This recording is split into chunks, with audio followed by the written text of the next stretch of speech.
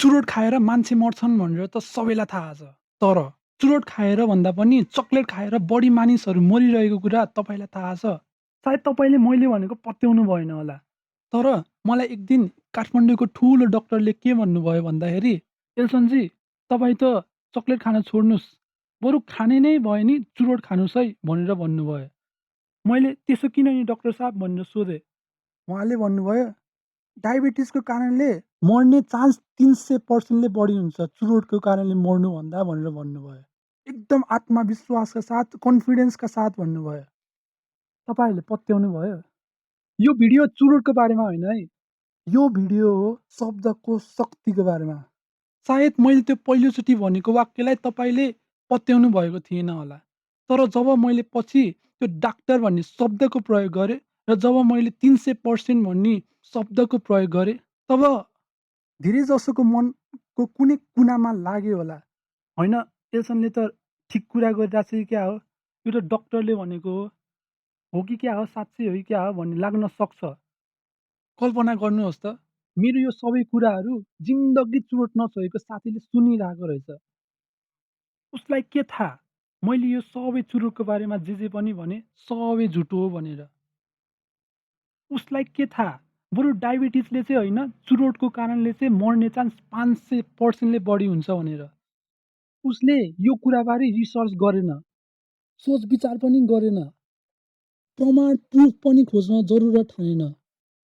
बस उसले मैले भनेको सुन्यो, यसलाई सही मान्यो र त्यसपछि के भएछ भन्दाखेरि ऊ त दगुर्दै पसलतिर गएछ र भन्न थालेछ, "दाइ, यो चुरोटको कति हो भन्नु त?" भनेर भन्न भ्याइसकेछ। त्यसपछि के भयो होला आफै सोच्नुहोस्। यदि मेरो एउटा झुटो वाक्यले कोही पनि मानिसको विश्वास र निर्णयलाई बदलिदिन सक्छ भने, यस्ता सही र गलत शब्दहरूको प्रयोगले तपाईँको जीवनमा कति प्रभाव परिरहेको होला? कहिले यसबारे ख्याल गर्नुभएको छ? मानिस तथ्य, फ्याक्टभन्दा पनि बढी कथाबाट प्रभावित भइरहेका हुन्छन्, इन्फ्लुएन्स भइरहेका हुन्छन्। बच्चैदेखि सुन्दै आएका ती कथाहरू, हजुरआमाले सुनाउनुभएका ती भूतका कथा, भगवानका कथा, इतिहासका कथा, धर्मका कथा, यी सबै कथाहरूले हाम्रो सोच बनाएको हुन्छ र हामीले अहिले जे कुरामा नि विश्वास गरिरहेका हुन्छौँ, यो सबै यही कथाको वरिपरि बसेर घुमिरहेको हुन्छ। कहिलेकाहीँ शब्दको तलमाथि भयो भने अर्थको अनर्थ र विश्वासको अन्धविश्वास कहिले हुन जान्छ कसैलाई थाहा छैन। मान्छेले सधैँ तपाईँका भावनाहरू बुझ्दैनन्। उनीहरूले तपाईँले बोलेका शब्दहरू सुनिरहेका हुन्छन्। तपाईँको मनमा माया हुनसक्छ, तर तपाईँको बोलीमा रहेको त्यो शब्दले घाउ दिन सक्छ। तपाईँको उद्देश्य राम्रो हुनसक्छ, तर एउटा गलत शब्दको प्रयोगले परिणाम नराम्रो आउन सक्छ। होइन यो भाइले त के कुरा गरे हो भने, के बुझ्दै बुझ्दैन भन्ने मानिसहरूको लागि यो कथा है त, ल सुन्नुहोस्। अफिसबाट घर आएको महेन्द्र आफ्नो बच्चाले भित्तामा पुतलीको चित्र कोरिरहेको देख्छ। रिसले चुर भएको महेन्द्रले आफ्नो बच्चालाई पिट्दै गाली गर्न थाल्छ। कस्तो बच्चा पाएछु हे भगवान्! भर्खरै रङ लगाएको भित्ता बिगारिदिएछ।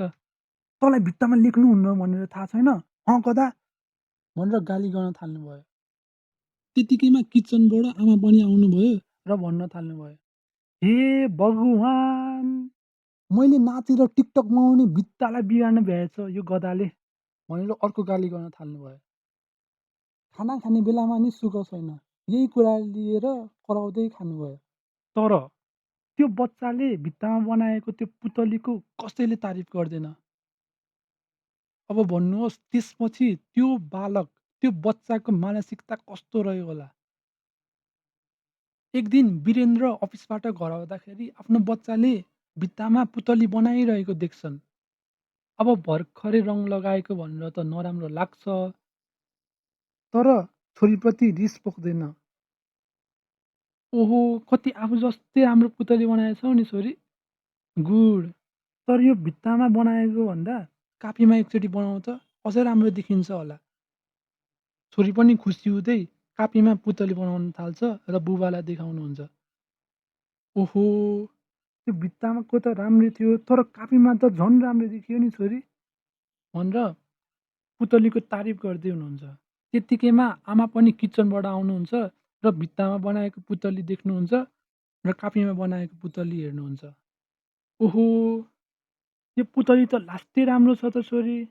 भर्खरै उडिहाल्छ जस्तो छ त भनेर सबैजना हाँस्नुहुन्छ र सबैजना खुसीका साथ खाना पनि खानुहुन्छ। अब सोच्नुहोस्, त्यसपछि त्यो बच्चाको मानसिकता कस्तो रह्यो होला? एउटै बच्चा, एउटै पुतली र एउटै परिस्थिति। फरक के थियो त भन्दाखेरि महेन्द्रले भित्ता देखे, तर वीरेन्द्रले प्रतिभा देखे। महेन्द्रले गल्ती देखे, तर वीरेन्द्रले चित्रकारको सम्भावना देखे। मैले भिडियोको सुरुवातमा चुरोटको बारेमा केही कुराहरू गरेँ। यदि मेरो केही मिनटको त्यो झुटले एउटा मान्छेलाई चुरोट सुरु गराउन सक्छ भने तपाईँले वर्षौँदेखि त्यो नसोचिकन बोल्दै आउनुभएको त्यो शब्दले एउटा बच्चाको भविष्य कहाँ पुर्याउला, एउटा सम्बन्धलाई कहाँ पुर्याउला र एउटा परिवारलाई कहाँ पुर्याउला।